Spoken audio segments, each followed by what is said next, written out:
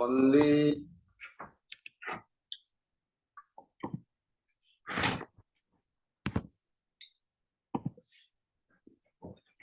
Hare Krishna.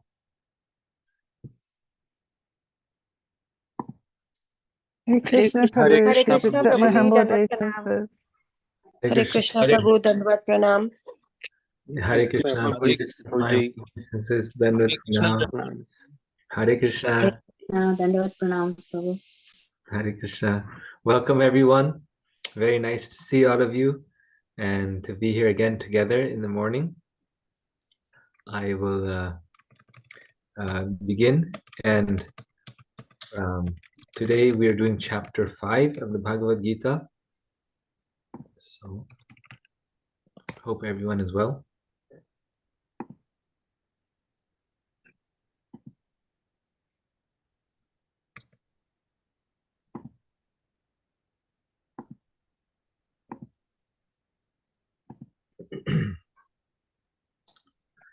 Om Jnanam Timirandhasya Jnananjana Shalakaya Chakshurunmilitam Jena Tasmai Shri Gurave Namaha.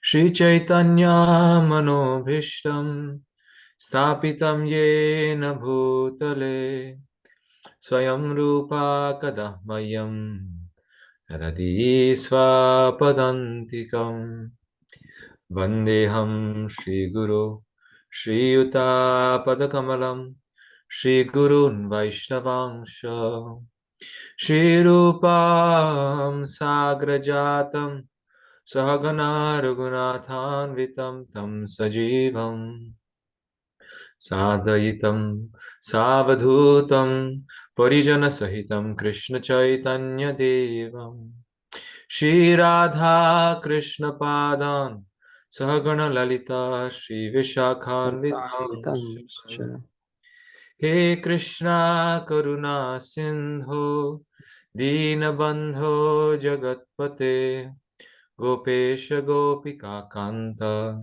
Radha Kanta Namaste Tapta Kanchana Gaurangi Radhe Vrindavaneshwari Vrishabhanu Sute Devi Pranamami Hari Priye Vanchakalpa Tarubhyascha Kripa Sindhubhya Patitanam Pavanebhyo Vaishnavibhyo Namo Namaha. Jai Shri Krishna Chaitanya Prabhu Nityananda Shri Advaita Advaita Gadadhara Gadadhara Shri Srivasadi Vasadi Gaura Gaura Bhakta Vrinda. Vrinda. Hare Hare Krishna, Hare Krishna, Hare Krishna, Krishna, Krishna Krishna Krishna, Krishna, Hare Hare Hare, Hare, Hare Hare Rama, Rama, Hare Rama Rama, Rama, Rama, Hare Hare. Okay, so welcome everyone. I'm just going to go here.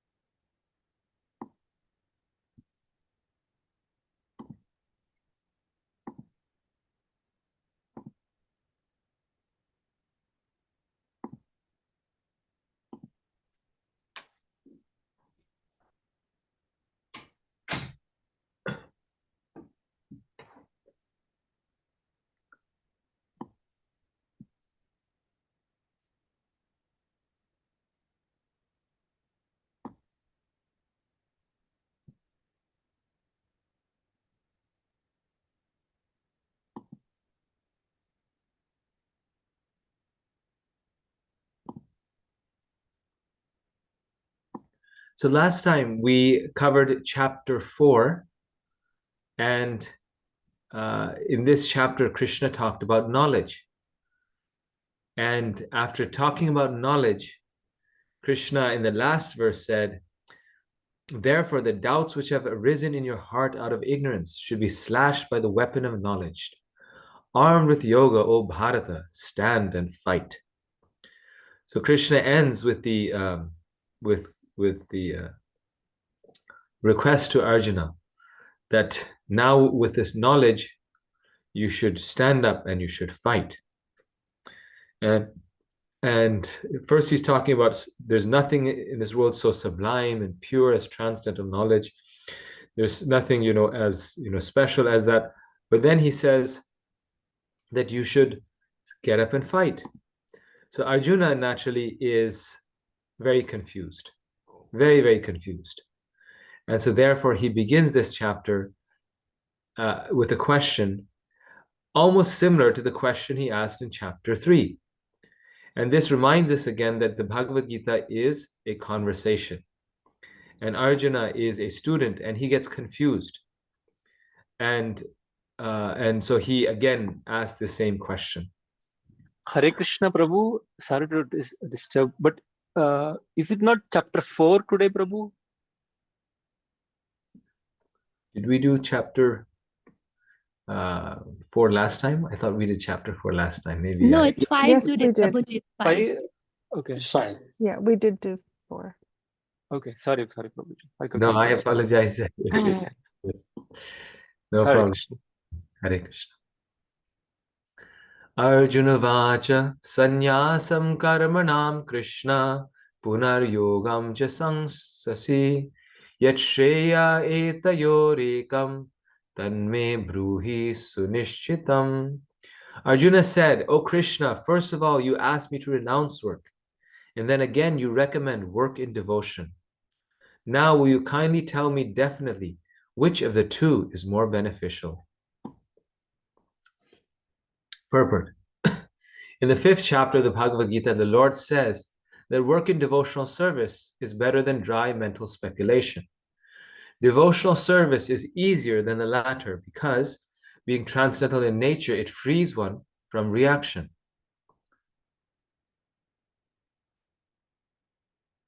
In the 2nd chapter, preliminary knowledge of the soul and its entanglement in the material body were explained.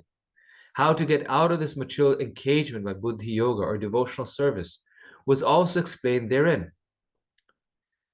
In the 3rd chapter, it was explained that a person who is situated on the platform of knowledge no longer has any duties to perform.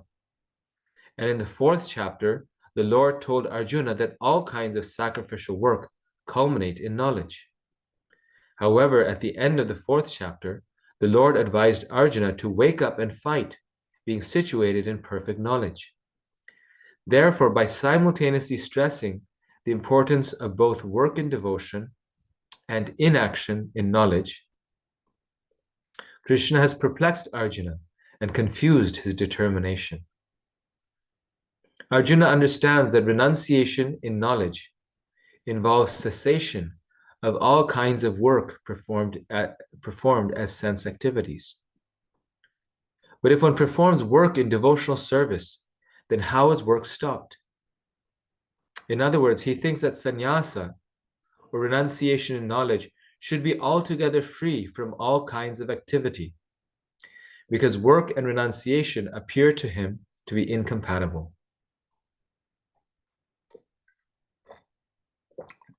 He appears not to have understood that work in full knowledge is non-reactive and is therefore the same as inaction.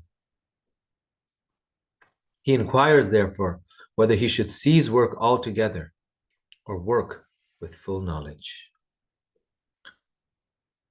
So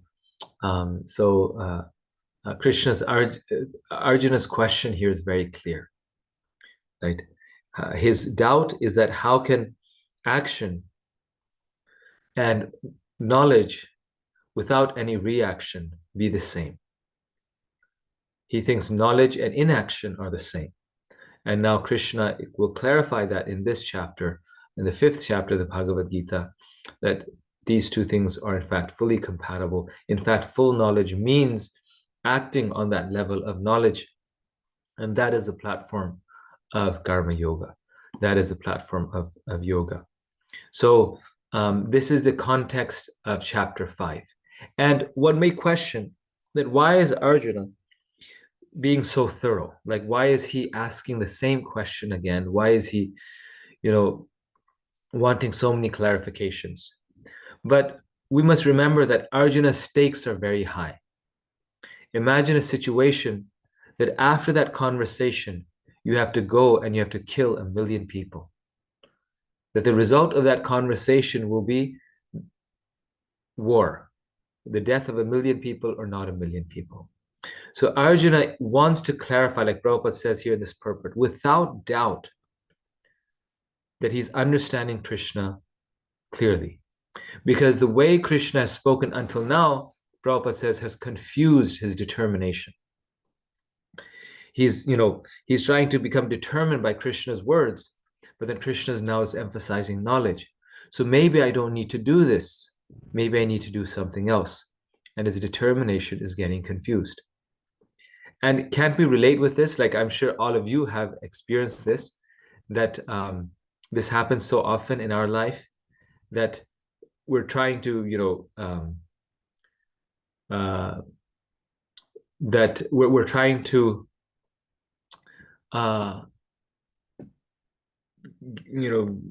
develop the determination of waking up for Mangalartik every day, or chanting our rounds nicely every day, or performing some service. But then we think, well, we find another quote from Srila Prabhupada, and we think, well, maybe something else is more important. Or maybe rather than doing it this way, I should do it this way. And then our determination gets shaken. And we just wish that someone could tell us, this is the most important thing. And then our determination will not be shaken. So this sentence for me was very something I could relate to, that Krishna's instructions, his hearing kind of the other instructions confused his determination. And in the practice of our spiritual life, we experience that also, that there's different instructions, various instructions that are given by Krishna and the spiritual master. And when we pursue one instruction, sometimes another instruction in a different context or in a different place confuses our determination to follow the first instruction. And then we need clarification, or we need deeper knowledge to see how do these two instructions come together. So Krishna talked about devotion, action in devotion, and Krishna talked about knowledge. And now, in some ways, chapter 5 is a synthesis. How these two things come together is being described here. And honestly, the synthesis Krishna also talked about in chapter 3. He talked about Sankhya Yoga and how Sankhya Yoga and Karma Yoga are one and the same. But in chapter 4, Krishna again praises knowledge. So again, Arjuna wants clarification. Okay. Om Namo Bhagavate Vasudevaya. Om Namo Bhagavate Vasudevaya. Okay. So we discussed this purport. So now I'm going to dive into the slides directly from where this chapter begins. We discussed the context already, so skipping some slides.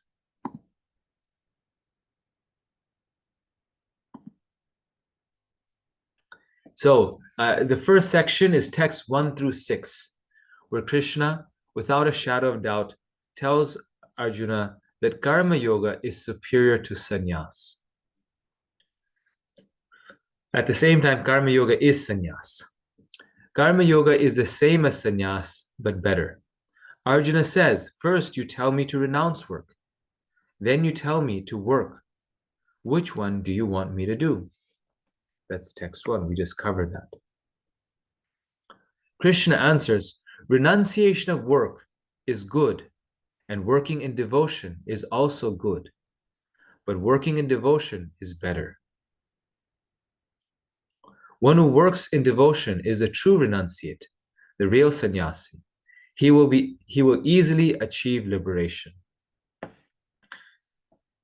So Krishna says very clearly that it's not possible not to act at any moment. Every person must act.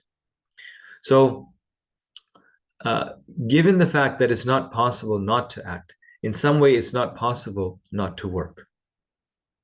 So Krishna first of all begins by saying renunciation of work is good in the general sense of, well, giving up your job and giving up your family and becoming a sannyasi, giving up this world is very good. However, work in devotion is better. It's better. And especially it's better because the person who works in devotion is the true renunciate. Why is he the true renunciate? Because it's not possible to give up work. That person is the real sannyasi because you must work. And so working in devotion is actually better because you're now working, but not for yourself, for someone else.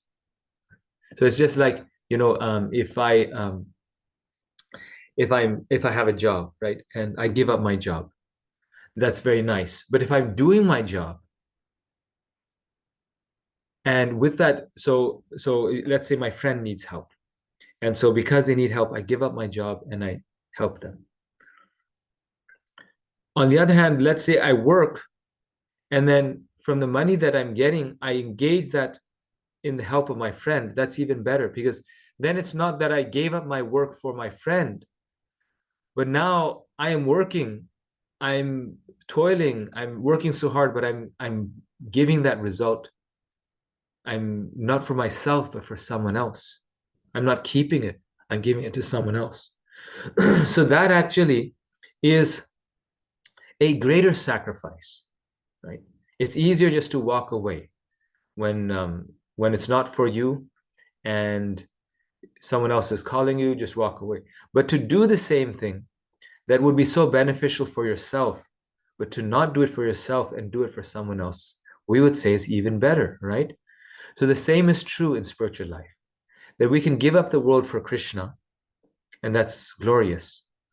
But if we keep working and taking the pains and the headaches of this world, but take all of that and offer it to Krishna, that is so much better. Such a person can easily achieve liberation. Not only is it a greater sacrifice, but it's also something, it's better because it's something that we can do naturally. Otherwise, we really cannot renounce the world.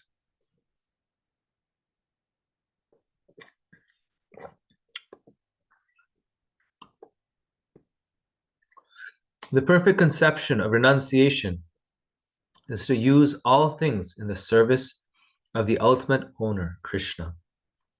By doing that, one not only renounces the objects of the senses, but also the concept of the ownership.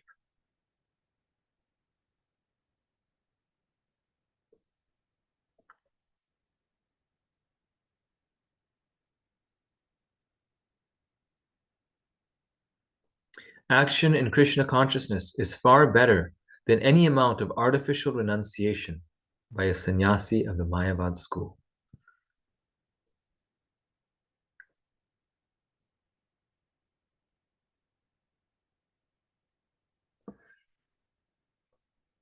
And this is where Prabhupada talks about Yukta Vairagya, that real renunciation is using all things in the service of the Lord. And not only does one, as I mentioned, give up the objects of the senses, but one realizes that Krishna is a true owner of things.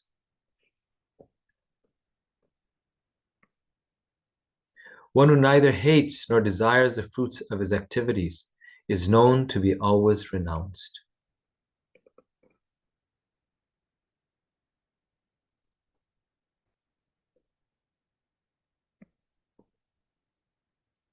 And again, this point is here that I mentioned in a previous chapter that hankering is a form of attachment, but aversion is also a form of attachment. So we neither desire nor do we hate. If we hate someone or something, that means we're attached. If we hanker for something, that means we're attached.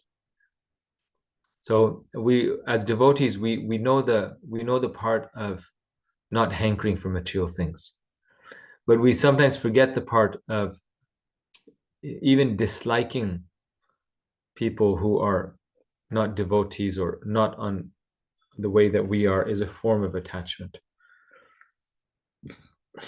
Like we can discriminate, but hating something,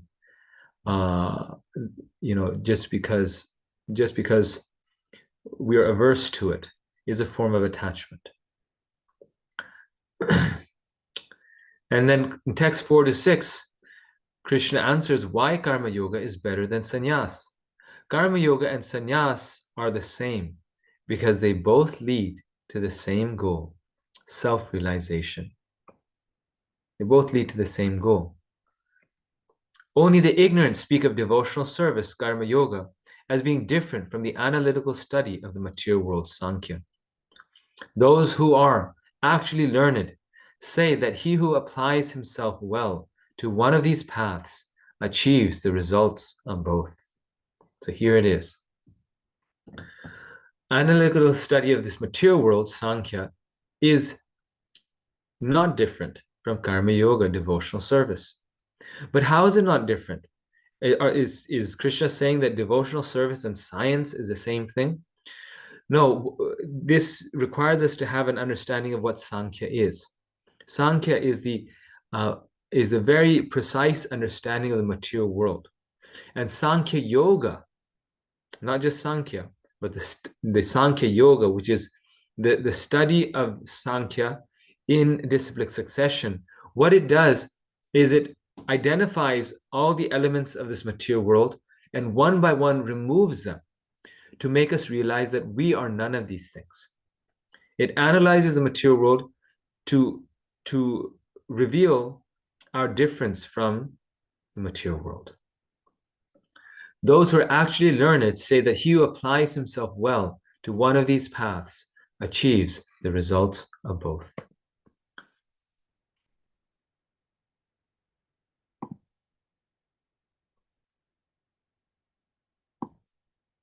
By Sankhya philosophical research, one comes to the conclusion that a living entity is not a part and parcel of the material world, but of the supreme spirit whole. Consequently, the spirit soul has nothing to do with the material world. His actions must be in some relation with the supreme.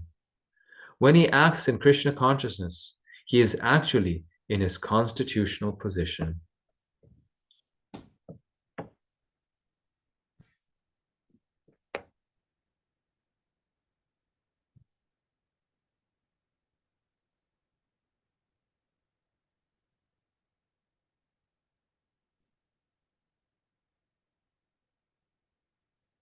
And therefore, the Lord himself, as Kapil Dev, teaches Sankhya Yoga to Devahuti as a way to, it must be such a transcendental science, as a way to demonstrate to her that the spirit soul has nothing to do with the material world.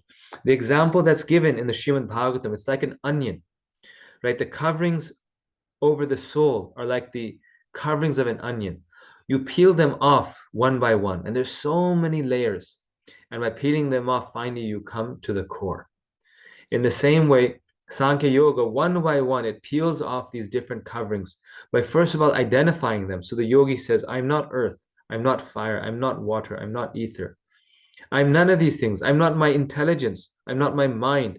I'm not my false ego. So what am I? I'm this pure spirit soul. In the first process, Sankhya, one has to become detached from matter. And in the devotional yoga process, one has to attach himself to the work of Krishna consciousness. Factually, both processes are the same, although superficially, one process appears to involve detachment and the other process appears to involve attachment. Right? So, very nice.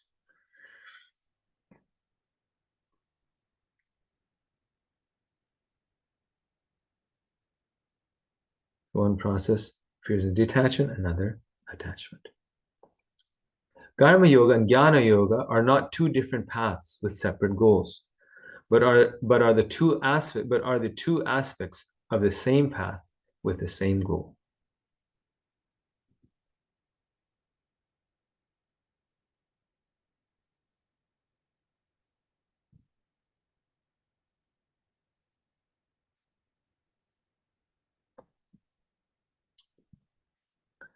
However, renunciation is too difficult and distressful. Karma Yoga is better because it is easier. It therefore quickly bestows liberation. So this is text 6. So for those who are embodied, Krishna says, Karma Yoga is better because our nature is not to renounce the world. We're by nature, we like to be in families and communities. So engage that in Krishna's service, and that quickly bestows liberation because it's very accessible. Text 7 through 12. How to perform Karma Yoga. This is a section that tells us, okay, if this is better, then now Krishna tells us, how do we perform this Karma Yoga? The dutiful householder should perform Karma Yoga as follows. He should try to shelter and support all living entities, just as he would take care of his own self, which is practically impossible without controlling the senses, the mind, and the intelligence.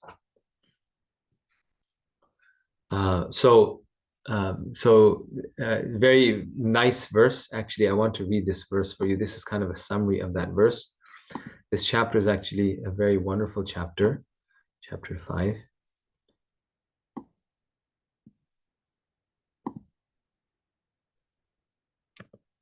Very famous verse here. Yoga yukto vishuddhatma vijitatma jitendriya sarva bhutatma bhutatma kurvannapi na lipyate. One who works in devotion, who is a pure soul, and who controls his mind and senses, is dear to everyone, and everyone is dear to him. Though always working, such a man is never entangled.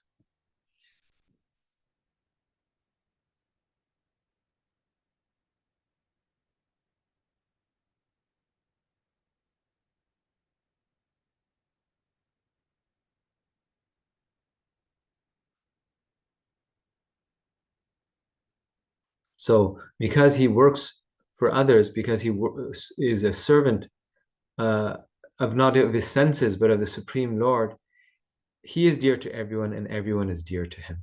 This is something that's very hard to attain in this world, right? And we want to attain this state, but we're unable to because of the lack of our Krishna consciousness. Prabhupada says in the purport, one who is on the path of liberation by Krishna consciousness is very dear to every living being. And every living being is dear to him. This is due to his Krishna consciousness. Such a person cannot think of any living being as separate from Krishna, just as the leaves and branches of a tree are not separate from the tree. He knows very well that by pouring water on the root of the tree, the water will be distributed to all the leaves and branches, or by supplying food to the stomach, the energy is automatically distributed throughout the body.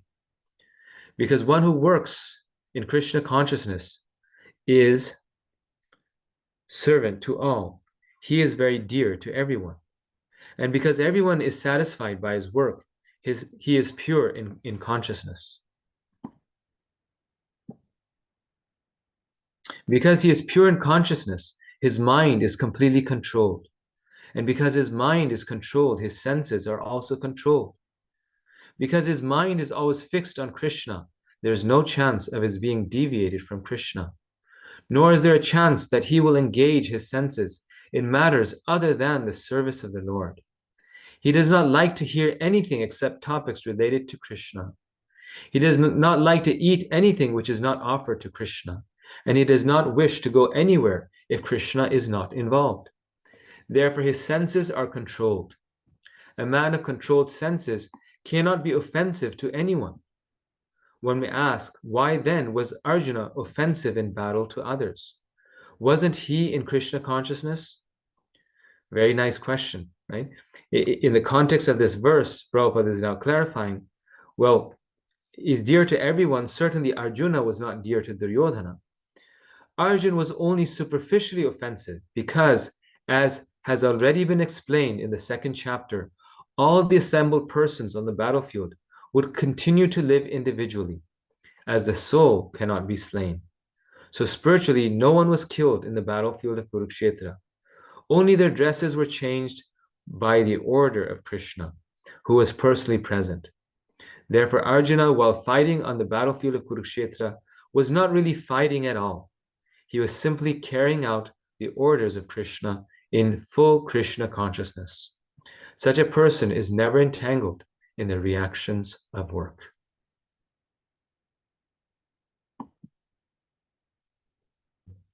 So Arjuna is showing how to be dear to everyone, and the proof of that is that he didn't want to fight, right? The proof of that is that he was dear to everyone. He had no material desire. He only wished the best for everyone, even for his worst enemy, right? Like Bhakti Siddhanta Saraswati Thakur's very famous phrases. He says, only wish good for everyone, even for your worst enemy.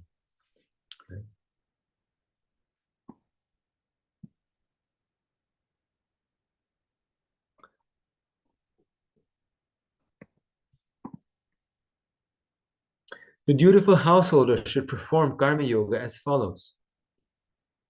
He should perform his worldly duties with detachment, understanding that he, the soul, is not directly involved in these affairs, which are only automated interactions between the senses and the sense objects.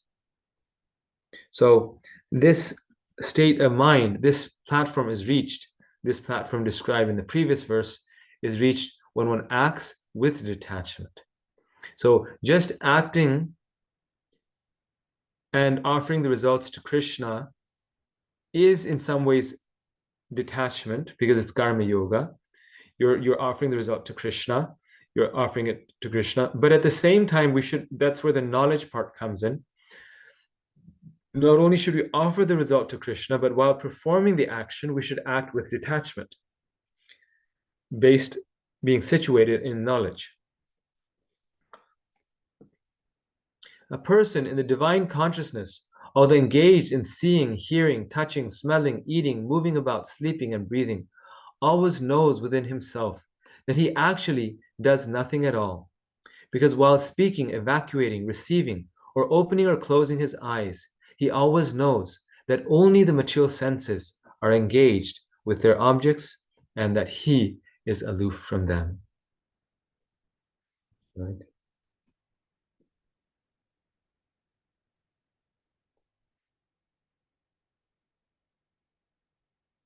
So the materialist also does these things. The spiritualist also does these things. They both are engaged in sleeping, acting, and all these things. But then what is the difference? That the transcendentalist knows that only my physical senses are engaged in these activities. It's not me, the soul. The soul is the driver, right here. It's not me. The driver is looking at himself in this, that he is this, right? But he's not actually this person. It's that the one in knowledge knows that it is not me who's doing these things. It's my physical body. I am the driver. I am the desirer and the witness of my activities, but I am not the actual person seeing, hearing, touching, and smelling. And this is a big topic, but the soul also has spiritual senses. And so in some ways we are, but we're doing it through the via medium of the body. So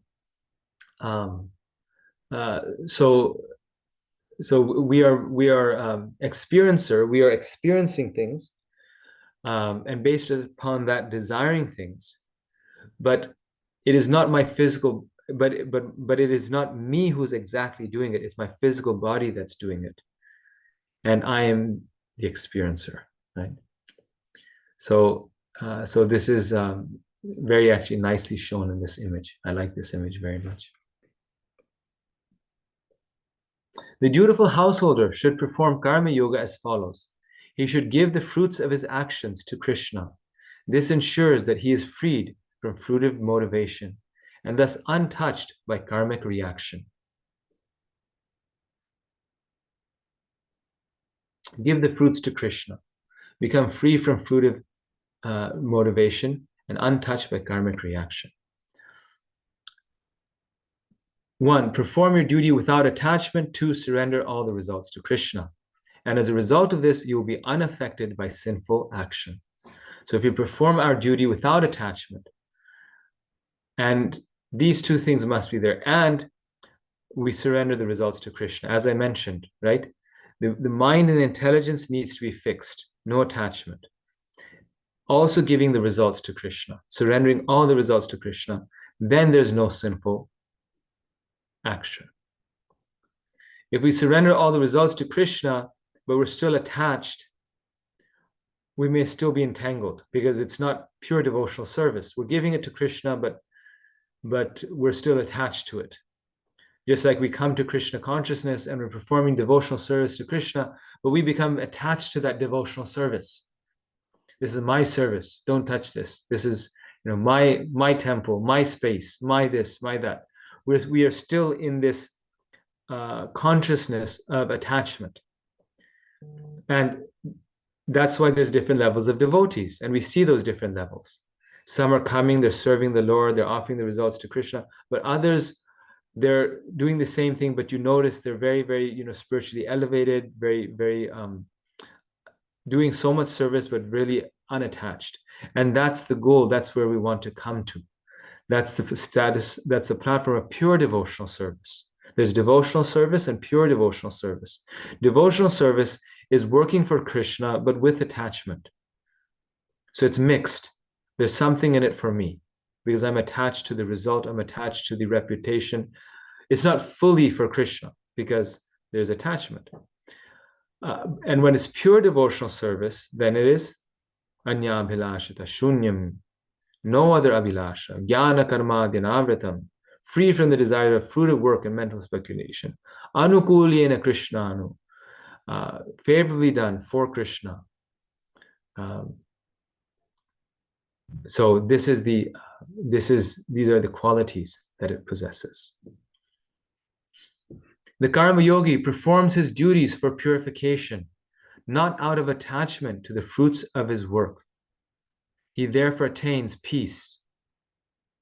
Those who are greedy for enjoyment, however, become entangled by their actions and suffer.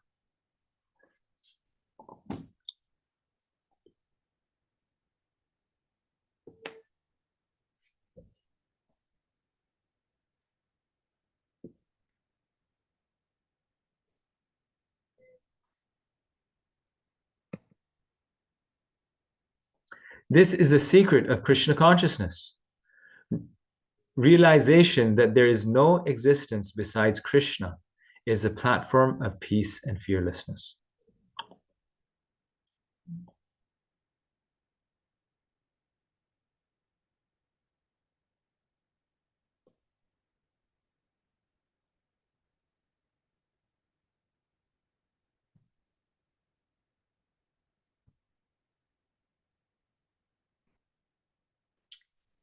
How to be detached from one's actions and their fruits. Detachment comes to one who realizes that he is not autonomous in his actions, that without the Lord's sanction, he cannot do anything. When we realize this, then we depend upon Krishna. Then we know that Krishna is my shelter because I can't do things alone. It's only by not a blade of grass moves without the will of the Lord. So how does that detachment come? When we realize that we are not in control fully, we're not fully in control of our actions. We have some influence if the Lord allows, if the Lord's sanction is there. To realize this, one must first know himself to be different from the body, an inhabitant of the body, like the inhabitant of a city. The body performs actions, not the soul. He thus sees the body, not the self, as a performer and cause of all work. He therefore perceives material nature as the cause of all worldly actions. So again, here is where Sankhya and Karma Yoga come together. To realize that you're not the doer and that Krishna must be there to sanction, one has to understand that I'm just an inhabitant of this body. Even this body is not me, and it doesn't belong to me exactly.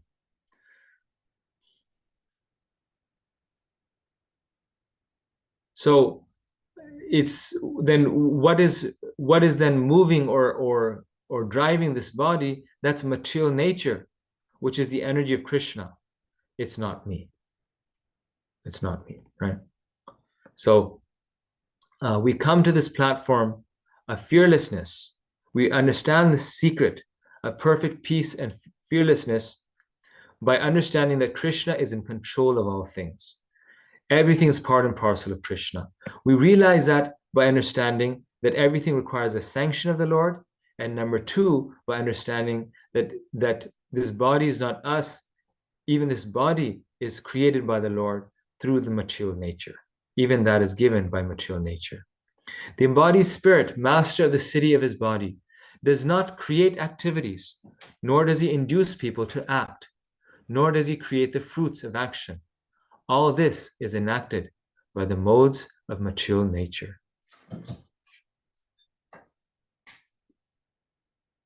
So Krishna, then this is a summary of text 14, that actually we don't induce people to act, we don't do anything. All this is enacted by the modes of material nature. And now we're here in part 2 verses 15 to 29. Krishna tells us how to be detached from one's actions and their fruits. Now he gets into the process. This is the philosophy. Now, practically, how does one do this? This is the beauty of Bhagavad Gita. It's a book of philosophy, but it's also a book of practice. And in this part, Krishna now talks about the practice. Material nature is insentient, however, and controlled by the Supreme Lord. Therefore, he sees the Lord as the ultimate performer of all actions and the causes of all fruits. Does that make him responsible for all the good and bad things done in this world? Is Krishna responsible? He is not responsible. He simply sanctions the activities desired by the soul. The soul initiates all actions by his desires and is therefore responsible for their good and bad reactions. So there's a very nice verse in the Srimad Bhagavatam that tells us that Krishna is the sanctioner, meaning that he allows things to happen in this material world, but he does so reluctantly. He reluctantly allows, so, because we are so determined. There's one class also by Srila Prabhupada where he says, Krishna does not want to allow, but the soul is so determined. I want to do this. I want to do this. I want to act sinfully. I want to enjoy my senses. That Prabhupada says that just like when a child repeatedly asks his parent to do something that the parent doesn't want him to do, the parent may say, okay, you do it. You do it and you see the result. In the same way, because we are desiring, Krishna sanctions the activities of the soul so that we can learn by the results of our actions ourselves. We can practically see, we can learn by experience that we are responsible for the good and bad actions that we do.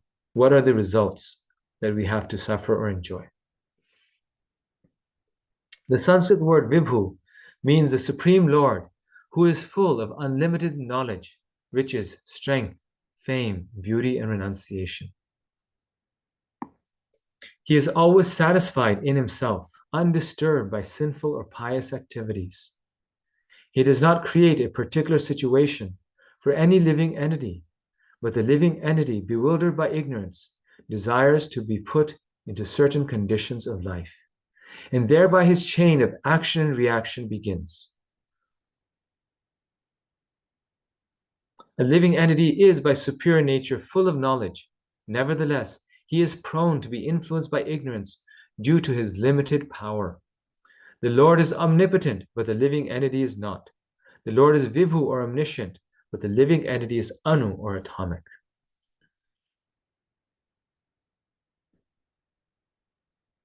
So the Lord does not create, the soul creates.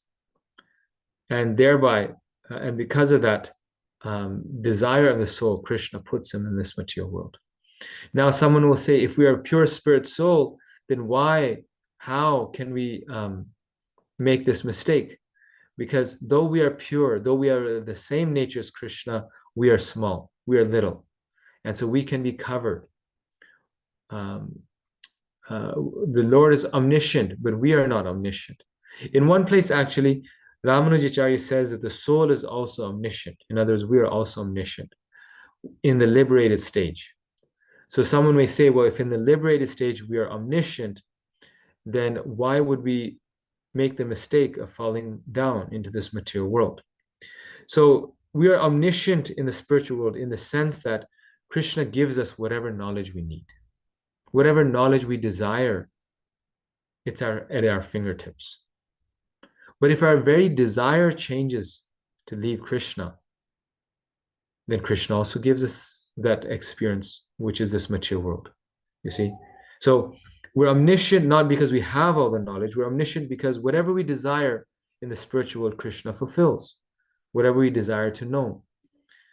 So if we desire to know what it's like to be away from Krishna, then Krishna fulfills that desire by sending us to this material world. Really the only thing under our control, or not even control, but really the only our contribution to this entire creation is our desire. Everything else is fulfilled by material nature. So a very famous verse, the soul desires, the super soul sanctions, the modes of material nature perform. Upadakshanu Antacha Bharta Bhokta Maheshwara. Right? Krishna is simply the sanctioner and the witness. And then the soul is the desirer, and the modes of nature actually is the performer, is actually the doer. This knowledge removes ignorance. When ignorance is removed, the living entity takes shelter of the super soul and attains liberation.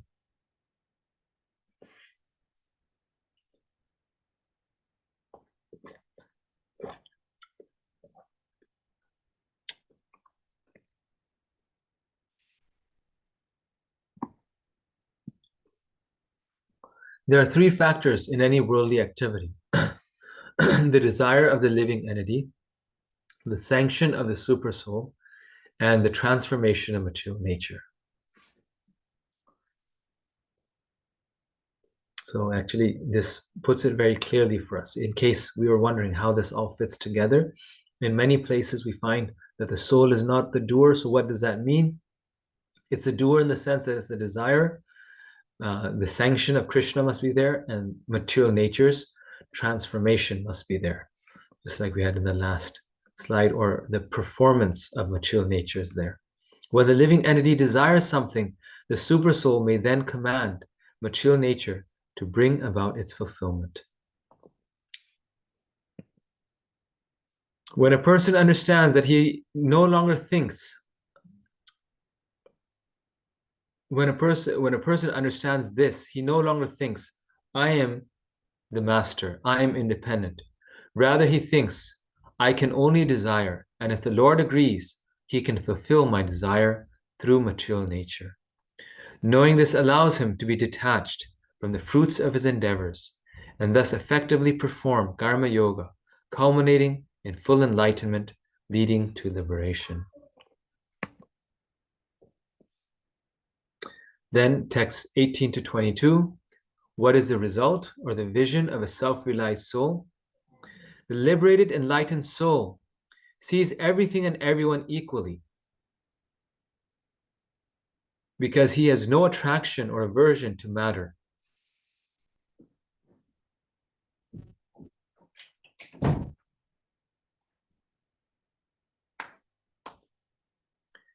And is thus as flawless and impartial as the Lord.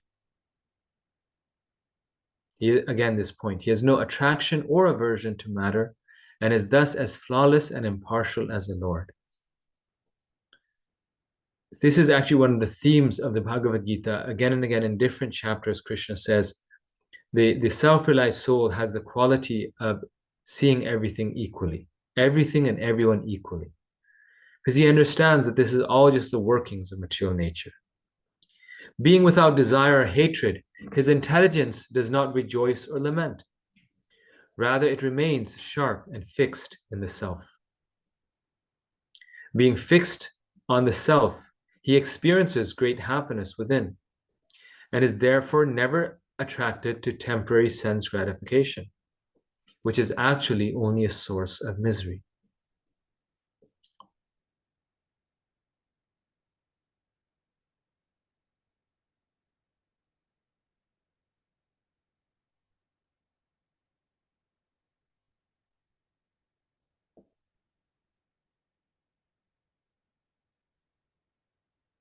He neither laments nor rejoices. He's without desire or hatred. He's sharp and fixed in the self. So these are all the qualities. He's never attracted by temporary sense gratification. We can actually meditate on these qualities.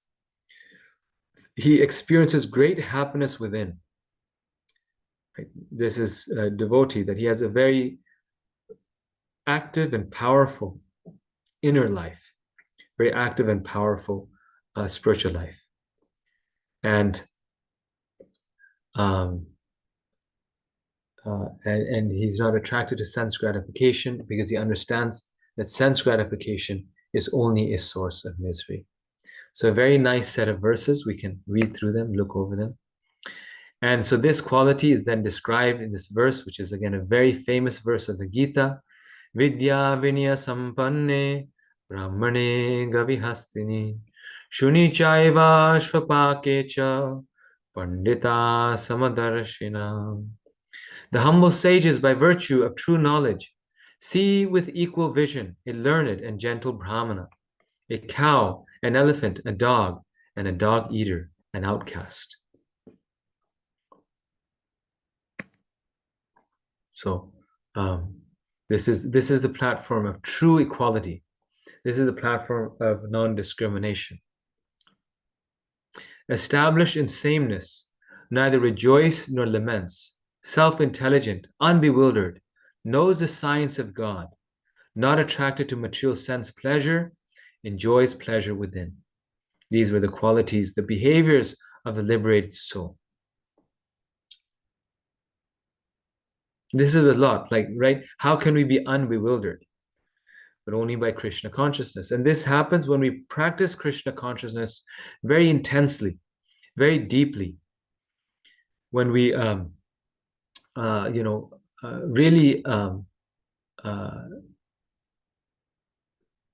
really take shelter of this process of Krishna consciousness, take shelter of the holy name, then we can act in a way that's unbewildered, a way that is very, very clear. The Brahmavadi sees everything as situated in Brahman. The Paramatmavadi sees the super soul at work, awarding one's karma.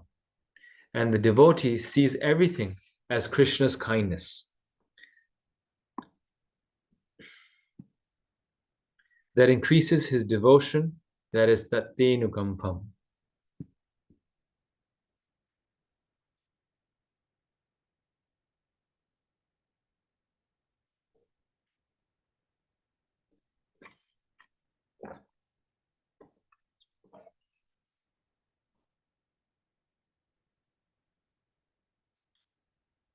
This is the difference of vision.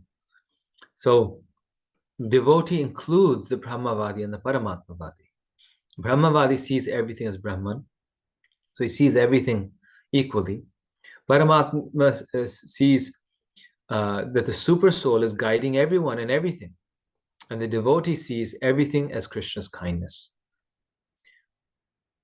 as his mercy. Tattenukampam, this verse, Lord Brahma is in his prayers telling Krishna that whoever goes on accepting the results of his past activities, goes on suffering and enjoying the results of his past activities, all the while remembering you and being fixed in devotion to you, not being disturbed by the results of his past activities, by the reactions, by the sufferings of this world. For such a person, liberation becomes their rightful claim. Because everything is Krishna's kindness. Everything is his kindness. And how is it his kindness? This was a horrible situation. So how could it be Krishna's kindness? Because that situation was meant to increase my devotion to Krishna. That was seen as my devotion to Krishna.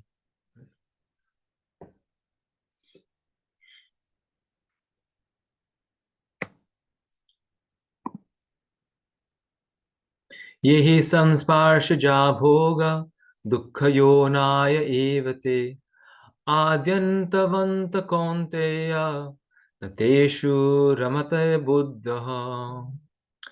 An intelligent person does not take part in the sources of misery, which are due to contact with the material senses. O son of Kunti, such pleasures have a beginning and an end, and so the wise man does not delight in them.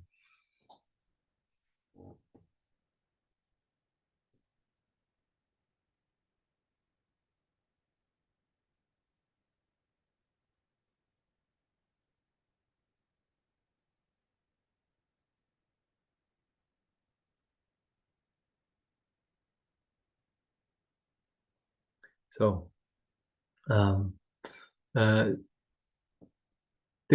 this again is the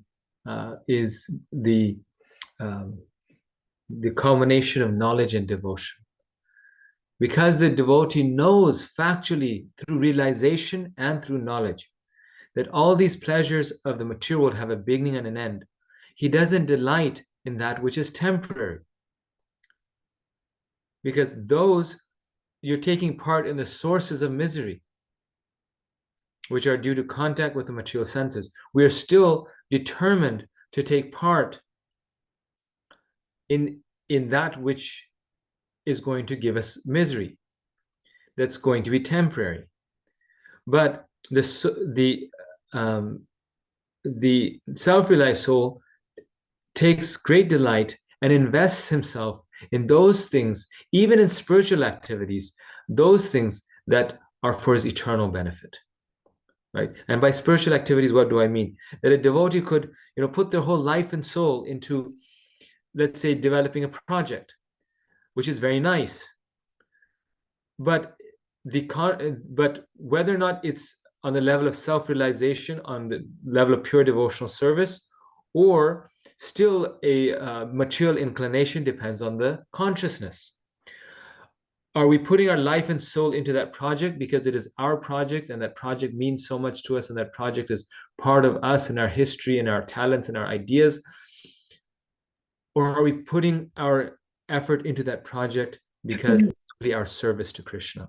And if we have that realization that we're doing this just for service, would we invest ourselves so much in that project?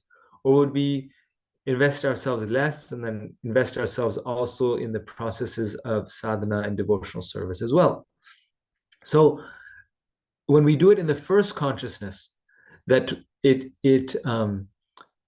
this is my project and my vision and my baby, then it can become a source of misery, because it's investing in something which has an end, right? The project will have an end, we will have an end on the material level in terms of our material investment into it. But what will not have an end is our service to Krishna, right? What will not have an end is the devotional service, the surrender, the loving offering, the expression of devotion through our work, through our activities, our spiritual advancement, that will not have an end. And so the devotees acting in this world, not participating in the world of the senses in the way of enjoying that, but realizing everything is a property of Krishna, property of Krishna, made by Krishna, food offered to Krishna, Krishna's cup to be offered to Krishna, Krishna's favorite. So this is his consciousness, her consciousness, a devotee's consciousness.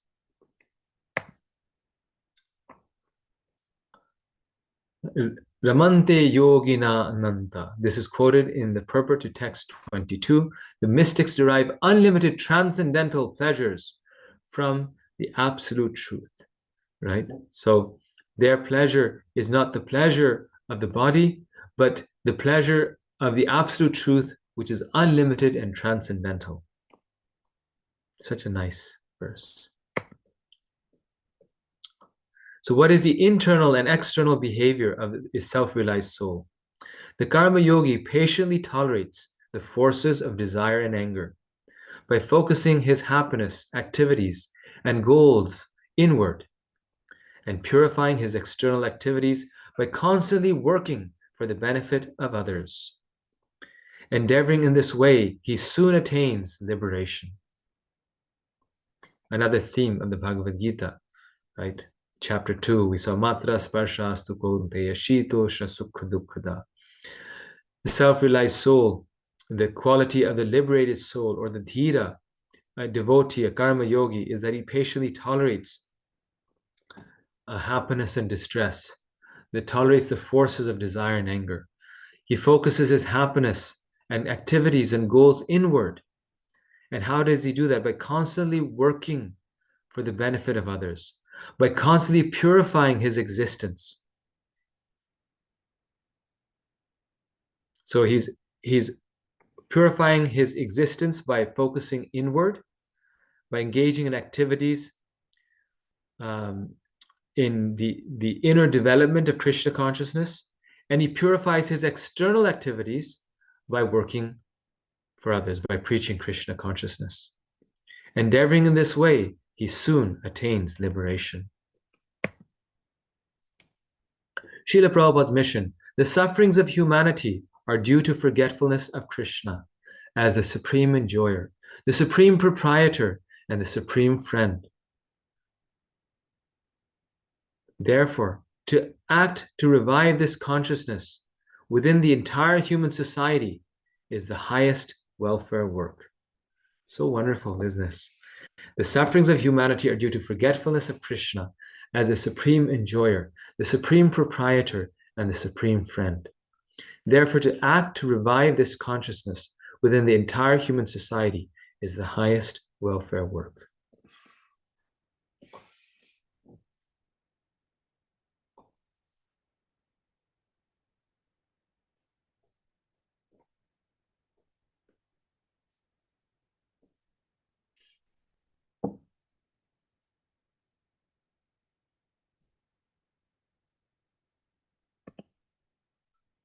To achieve liberation may seem difficult. Therefore, Krishna reassures us of success.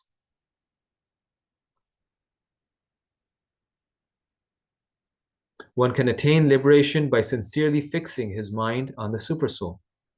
That is a fish, tortoise, bird that evokes the Lord's mercy.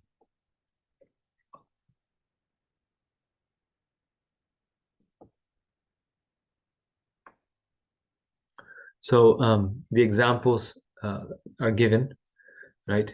The Gita says that the self-realized soul is like the tortoise who brings his, who withdraws his limbs, and from the external to the internal, right? So the materialist whole life is all about, tasting this, doing that, going here, doing this. It's all external. It's like the tortoise with the limbs outside, trying to, grab this and grab that, this position and that thing. And the self-realized soul, their focus is internal. How am I developing my Krishna consciousness? How is my Krishna consciousness developing? One who thus purifies his vision and activity by Nishkam Karma Yoga can then make further advancement by practice of meditation.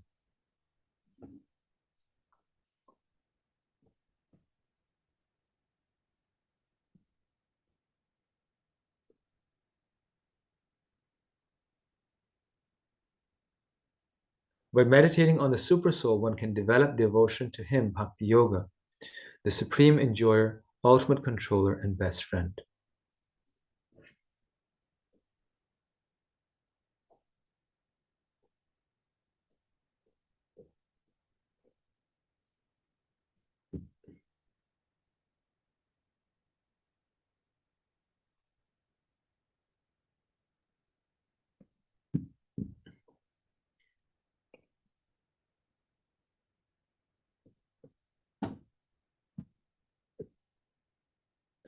So we talked about these terms, Nishkam Karma Yoga, Sakam Karma Yoga, a little bit in chapter 3. Nishkam Karma Yoga is when we perform activities without any desire for personal gratification. Sakam Karma Yoga is when we perform activities and we offer the result to Krishna, but we have some desires. Sakam, we have some desires for ourselves. So when we act, even we don't want to, but when we act in the consciousness and when we act in a way that is Nishkam Karma Yoga, where we are acting for Krishna, that along with the practice of meditation, which for us is like the chanting, the sadhana, Krishna talks about it in terms of Ashtanga Yoga, which is the yogic process. One very quickly will come to the platform of Bhakti Yoga and then realize the Lord as one's ultimate and best friend. So this is how we come to this platform. But Prabhupada's movement is so nice that it starts right from the platform of Bhakti Yoga. Just work in devotion. And that's what Ramanujacharya talked about, prapatti. Just surrender. So rather than going through the gradual process of Nishkam and Ashtanga Yoga and doing this and that, just start acting in love for Krishna and offer the results of all your activities to Krishna. And if you do that with love, then that becomes Bhakti Yoga. And by speaking about Ashtanga Yoga in these final verses, 27 to 28, Krishna leads us to the next chapter, which is chapter 6, which is Dhyana Yoga. And that becomes a segue to that next chapter. These verses become a segue to that final chapter, that next chapter of this section. The first six chapters are like one section of the Gita. And then text 29, this is possibly the most quoted verse and the most important verse of this chapter, one of the most quoted verses in general of quoted by Prabhupada of the Bhagavad Gita is this text 29. And so let's just quickly read text 29, and then that'll be it. So then we'll summarize. So here we go. Very famous verse.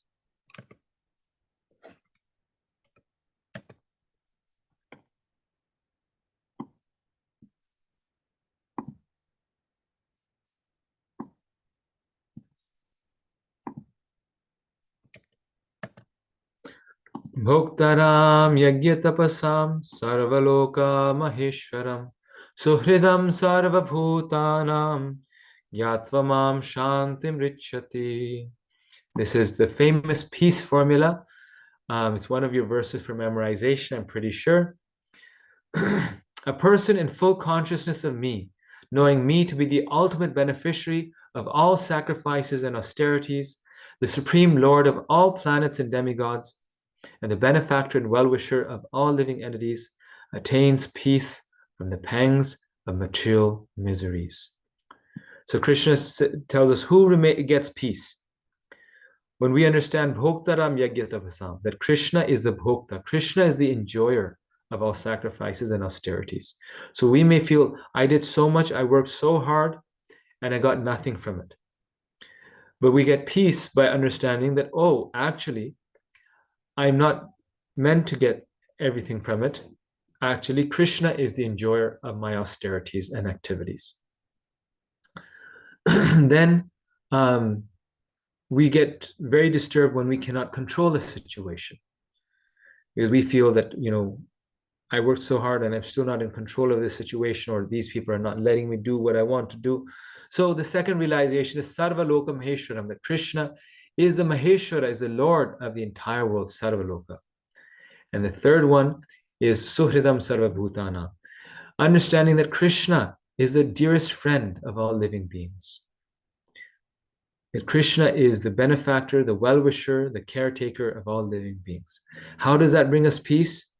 because we also can become very anxious for the benefit of others and feel, though our activity is to help others, Krishna is saying again and again in this chapter that for the self-realized soul, their activity is welfare work for others, to help others. But still the devotee knows that I'm helping on Krishna's behalf. Ultimately, whether or not I can help someone depends on Krishna's will. Krishna is the well-wisher of all living beings. I am not the well-wisher of any all beings. So this is one way in which it brings us peace, because there's so many problems in this world, and we may feel very dejected and depressed that it's everything is so bad. How what to do? But one in knowledge knows that Krishna is the well-wisher of all living beings. So Krishna is the well-wisher. And in the second way in which this helps is that the fact that Krishna is the benefactor, meaning that some people are unfriendly to us, right? No matter how much we try, they don't want to be friends with us. They don't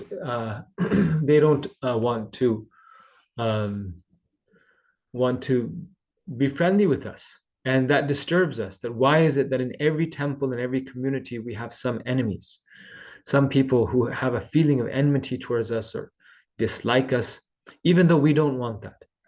And the devotee has peace by understanding this, because they understand that actually Krishna is the friend of all living entities. I'm not the friend of all living entities, so therefore if someone doesn't like me, that's okay. That's fine, because Krishna is the benefactor of all living entities. That's just who they are. But as long as they love Krishna and Krishna loves them, that's okay, because I'm not meant to be the friend of all living entities. So even trying to be the friend of everyone can be a form of conditioning, that we are trying to be the friend of everyone because we think that we are Krishna. A devotee understands some people will not be friendly to me. That's okay. Just like Jad Bharat, this was his problem, right? He was trying to be friends with that little deer, that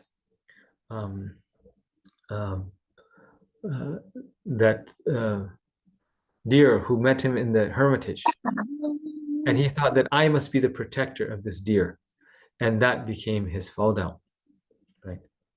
So now back to our slides. We'll just finish this last few.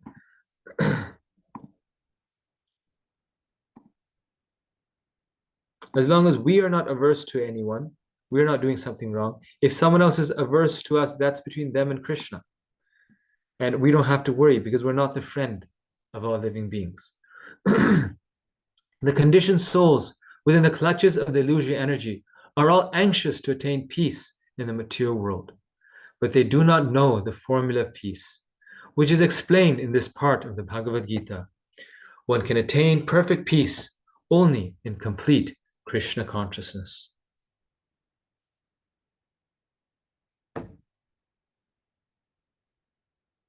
So we all want peace. Krishna is telling us this is the formula of peace. And only the devotee can be peaceful, because others don't know this formula, and even if they know it, they cannot practice it. It's not easy to practice, but it is in fact the formula. Krishna is the enjoyer of all we do. All our difficulties and all our efforts are connection. So Krishna is the bhokta. This is the first part of the peace formula. We are simply, our efforts and difficulties are meant to be offered to Krishna. Krishna is the supreme controller of the universe. What control can we have? We want to control one small area, one small this, that. But what control do we have? So the real peace formula is the knowledge, is coming to the realization that we have no control. There's millions and millions and billions of stars and planets, and we are not in control. Krishna is in control. Krishna is the supreme friend. Krishna is the friend of all living beings. We are not the friend. We're not the first friend. We can be the second friend of people. The first friend everyone has is Krishna. And therefore our role, our only duty, is to make people friends of Krishna.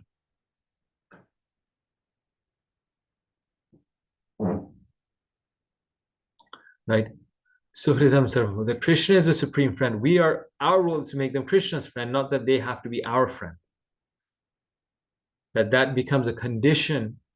People becoming our friend becomes a condition of their serving and being Krishna conscious. So here's the summary.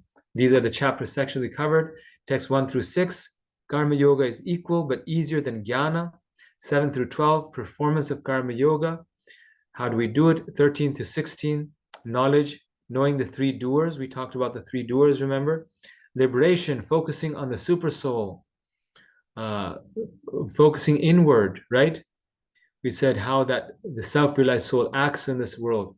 And 27 to 28, Ashtanga Yoga. We didn't really cover that. You can read that in your own time. How to do Ashtanga Yoga. And 29 is the peace formula. So I will stop here. Srila Prabhupada ki jai. So we have 5 minutes for questions. Anyone have any comments, questions?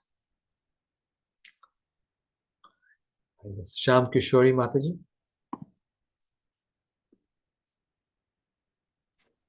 Hare Krishna Prabhu, I just wanted to add some points. I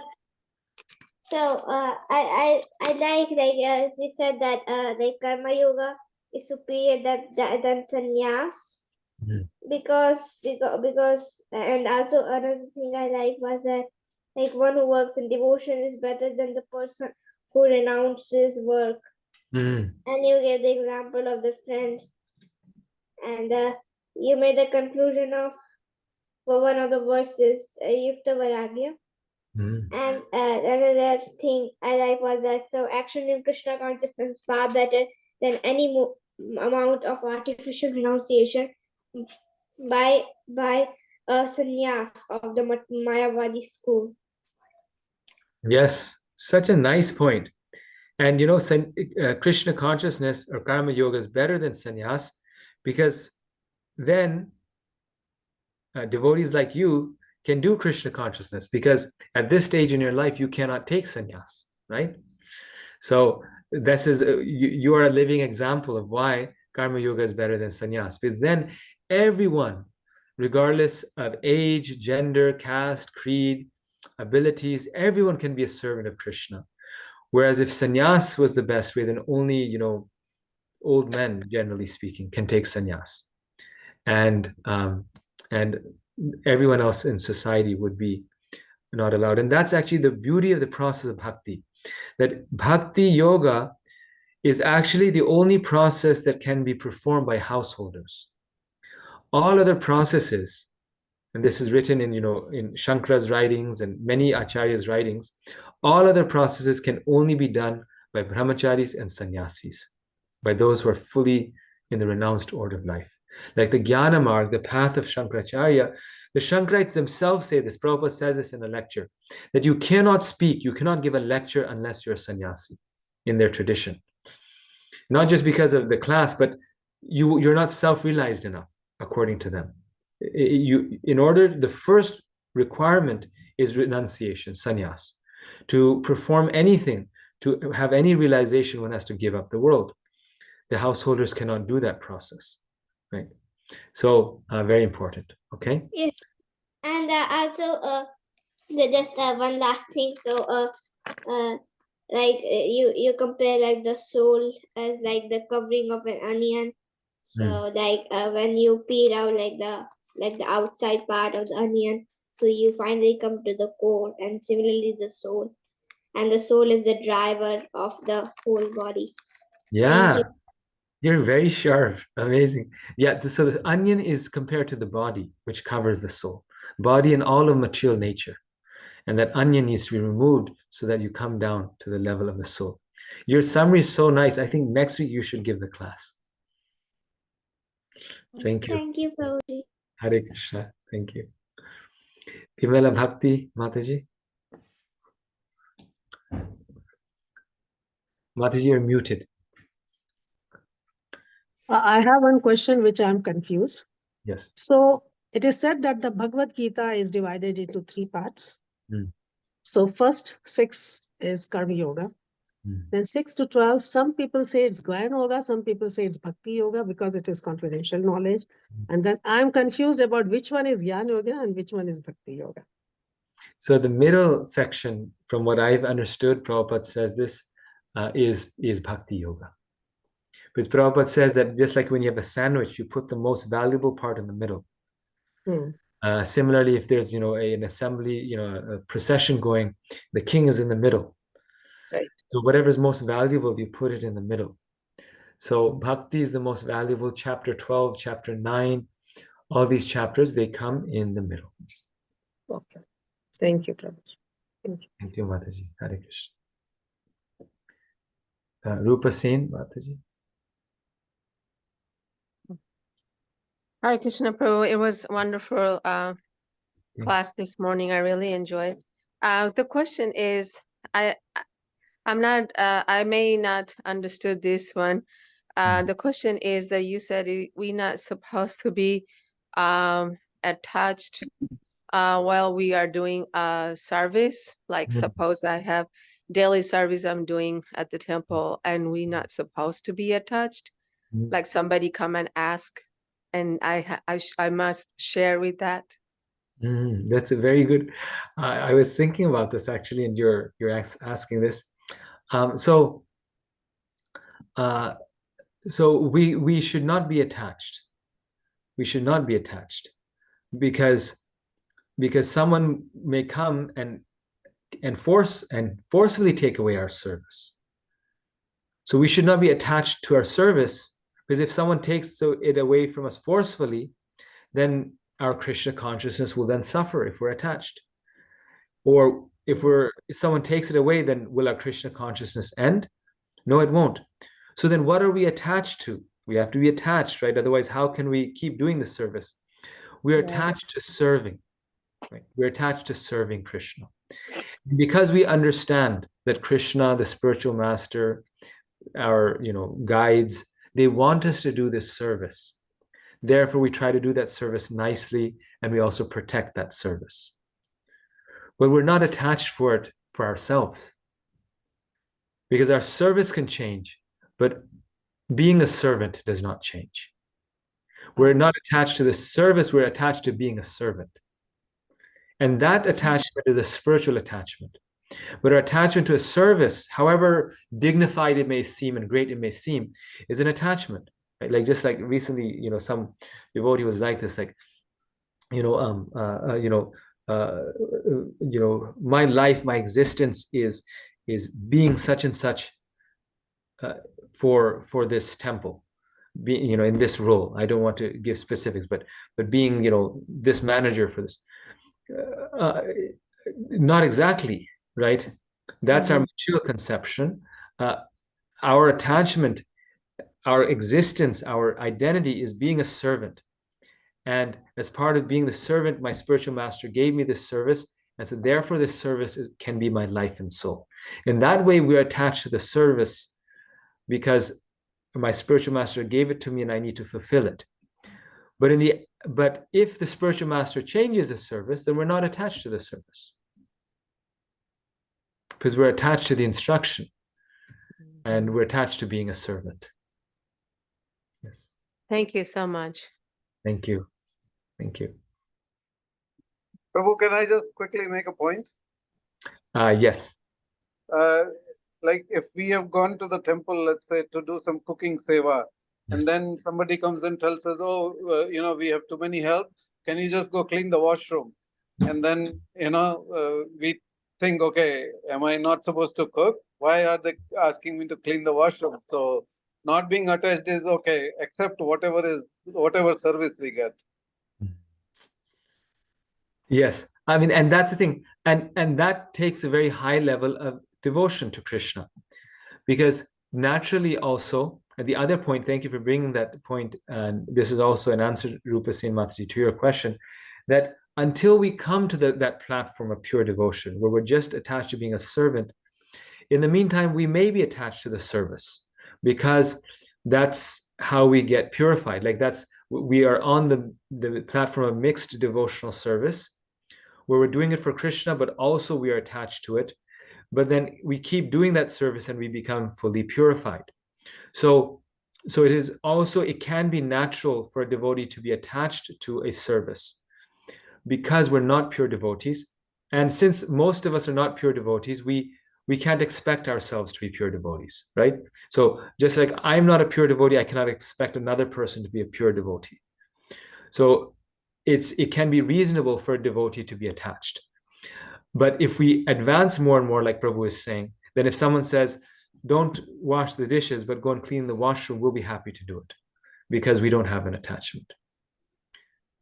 So it's kind of, we have to keep the goal clear in mind, that I have to come to the goal of pure devotional service. But in the meantime, also, we have to accept the reality of our current stage of advancement. Yes. Thank you. Prabhuji, can I add something too? Yes.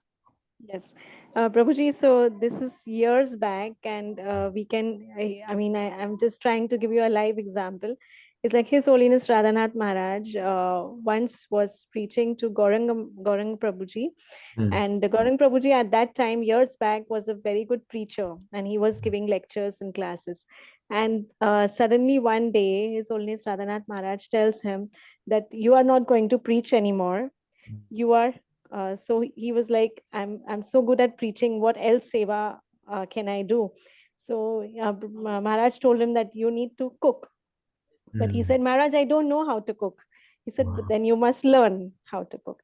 And as of now, most of us know that in the yatras, Kartik yatras, Maharaj's Kartik yatras, Gaurang Prabhuji gives us so much variety of prasadans. The best of prasad we get in the yatras, which is coming from Gaurang Prabhuji. So at that time, he didn't want to take that seva, but as purification took place, and it's because when we don't know, we don't want to do something, but we are told by the spiritual master we must do, and that humbles ourselves so much, and we take that seva, and gradually through purification we reach a stage, and he's an expert now in cooking, and Yes. we all can see that. So just a small addition to Mataji's answer. Such a nice point, and such an amazing example. I'll use this in future also. And to some degree, Gauranga Prabhu was near the stage of pure devotion because he accepted that change, right? He didn't say, no, I'm going to do some preaching and I'll do this on the side. When the service changed, he accepted it because he was attached to being a servant, not the service. Also, when the instruction came from the spiritual master, it came from the right place. He knew this change was in the context of devotion. It was not someone trying to take away his service to his spiritual master. Rather, spiritual master himself was changing the service. So that's a wonderful example of both things, that how he was very advanced. That's why he could change it. And that change made him further advanced, where he, then realized that every service for Krishna is wonderful if it's service for Krishna. Very nice. Prashant. Yes. Thank you, Prashant. So my question is related to everyone else's on the same path of detachment. I get this intellectually. Even this chapter verses which talk about, but how do you suggest we do it practically? So for example, I have a 3-year-old son, and I am very attached, and I can be Krishna conscious and understand intellectually all these things, be attached to Krishna also, but some things, and similarly all of us on the call also have parents and other loved ones. It's like, and then there's an element of conflict, right? Because when you say dharma, well, it is a dharma to serve your parents, it is a dharma to take care of your children, to protect them. So Yes. then those are then those lead to attachment, right? Because whatever you care for, you get attached. So Yes. it's just I'm struggling to implement this in real life. I get Yes. it intellectually. Yes, Prabhu. It's such a nice, wonderful question that you're asking, and the answer to your question is this chapter. It is this chapter, Prabhu, because you have to understand that this is why Krishna is saying that karma yoga is better than sannyasa. Sannyas would mean you have to give up your son, you have to give up your parents, you have to be a full-time brahmachari. And you yourself are saying, I cannot do that. I am also saying, we are all saying also that we cannot do that, right? So why can we not do that? Because it's not natural to us. Krishna is telling us in this chapter, for those who are embodied, it takes a lot of strength to do that because it's not natural. However, what does Karma Yoga say? Karma Yoga says, in fact, taking care of your child is your most important service. But what does it mean to take care of your child? It means to make that child into a devotee. Wow. It's giving us the knowledge of what it means to care, of giving us the knowledge of how to act. Don't give up your action, but act to serve Krishna. And the same thing with your parents, right? It's your duty to take care of your parents, and all the Shastras say that, or your duty to take care of your family, your relatives. Krishna says in the Gita himself, the austerities of the body is to take care, to serve the superiors, which include the parents, the mother and the father. But how do we serve them? We serve them not just materially by taking care of their material needs, but we serve them by helping them spiritually also, right? By giving them spiritual support, and by being devotees ourselves so that we can carry them at the end if needed. And that's the best way Prabhupada would tell his disciples, you can serve your parents is by being good devotees and trying to bring them to Krishna as well. Thank you, Prabhuji. Thank you. Thank you. Very nice question. And you're actually, this example kind of brings home this chapter. It literally brings it home. That charity begins at home. And so Krishna is saying that this is how we practice Krishna consciousness. We practice Krishna consciousness. It's very real, not by escaping the world. Krishna consciousness is not an escapism, but in fact, it's doing things even better. It's getting late. I just have 4 minutes left. So maybe we'll just last question, Shama Gopala Prabhu. You can say, and then we'll. Hare Krishna. So I was going through the chapter 3, 4, and 5. So the main theme, like the Sthita Prajna, is the one where you need to be, right? That's what we get. But what is the progression of chapter 3, 4, and 5? How that progresses to Karma Yoga or Bhakti Yoga? So in that first verse, Prabhupada was describing it.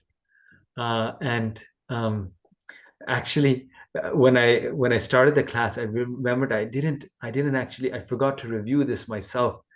What's exactly the difference between chapter 3 and chapter 5? Like Arjuna asked that question again. Prabhupada actually says this, he repeats that question. Explain it again. And that's why chapter 3 and chapter 5 are both Karma Yoga. And they're both relating to the same topic. But what's exactly the difference? It's escaping my mind. But chapter 2 was Buddhi Yoga. And so then in 3, Arjuna asks, well, if Buddhi Yoga is better, why should I fight? Then Krishna tells, no, Buddhi Yoga is the same as Karma Yoga. Then chapter 4 was Jnana Yoga, knowledge. So then Arjuna asks, well, if you said knowledge is better, then why should I fight? And then Krishna says, no, renunciation that's through knowledge is not as good as action in Krishna consciousness. So there's a progression there, but there's also repetition there. And that repetition is in a few places in the Gita, because Arjun is wanting perfect clarity because he has to fight. Right? Yes. Thank you, Prabhu. I will post all the homework again. It's already there on the group, but I'll post it again. That you have the study guide and the recording will be available. So please keep up with the homework. That's the hardest part, but that's the most wonderful part. And please read the chapter. The class is not a replacement for reading the chapter. In fact, the entire course is just an excuse to read Prabhupada's books. The best and most important part is reading the chapter. So make sure to read the chapter and then answer the questions. And we'll meet next week. Thank you. Hare Krishna. Thank you, Prabhuji. Dandavad Pranam. Dandavat Pranam. Hare Krishna. Thank you so much. Thank you, Prabhuji. Hare Prabhuji. Krishna. Prabhuji. Hare Krishna. Thank Dandavat Pranam. thank you. Thank you, Hare Thank you, Thank Prabhuji. you. Hare Krishna.